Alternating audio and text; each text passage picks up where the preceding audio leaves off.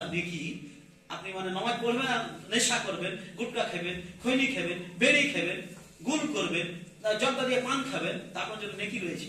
নেকি নয়, আপনার কত বড় গুনাহ আপনি জানেন?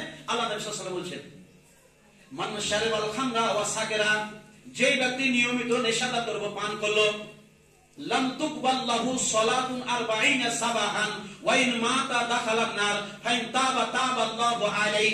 সুনান ইবনে মাজাহ এই হাদিসকে আল্লামা আলবানী সহিহ বলেছেন। হাদিস বড় লম্বা আছে। কি বলছেন?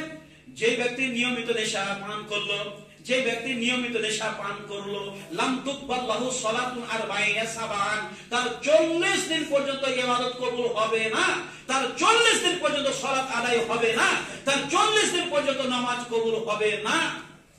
ফাইন বলছে কি 40 সাবাহান ফাইন মাতা দাখালান না, আর সেই 40 দিনের মধ্যে যদি মারা যায়, সেই 40 দিনের মধ্যে যদি মারা যায় জাহান্নাম যাবে। সে 40 দিনের মধ্যে যদি মারা যায় জাহান্নামে যাবে। কিন্তু হাদিসে ছাড় দিয়েছে, ফাইন তাবা তাবাল্লাহু আলাইহি, সে যদি তওবা করে তবে ছাড় আছে, সে যদি তওবা করে তবে ছাড় আছে। হাদিস লম্বা হাদিস আছে। হাদিসের মধ্যে এটাই বলতে চাইছে, একজন মানুষ নেশা করলো, 40 দিনের মধ্যে যদি মারা যায় তবে জাহান্নামে যাবে, কিন্তু সে যদি তওবা করে তবে জান্নাতে যাবে।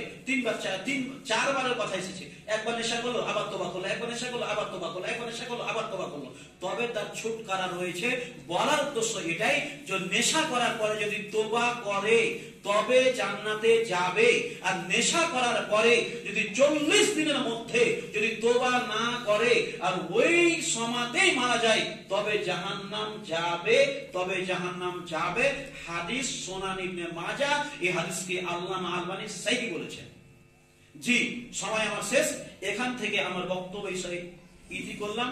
বলার মাধ্যমে যদি ভুল ত্রুটি হয় আমাকে ক্ষমা করবেন। সর্বশেষে আল্লাহ সুবহানাহু ওয়া তাআলার কাছে দোয়া